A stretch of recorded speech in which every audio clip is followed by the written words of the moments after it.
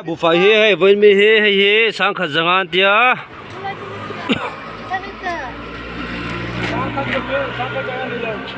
MRP sang khát zangan bela chung mi kan en chiang ang sang khát lima hi helaya bel chop ni ka ria Kapan dora kain mero bel salmon. wa kira po kan en selang thor mi po hey an inject origin chunia hi company na belan tia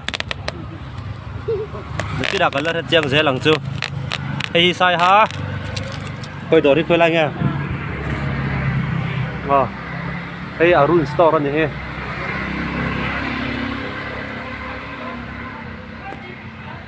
bu phải he với mi he sang khát zangan tia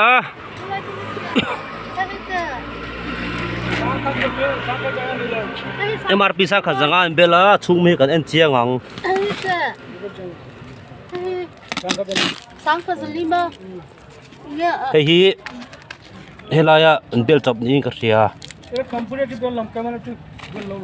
Kapan dora kain mero bel salmon. wa kira po kan en selang thor mi po hey an inject origin chunia hi company na belan tia kira color chiang zelang chu hi sai ha koi dori khoi la nga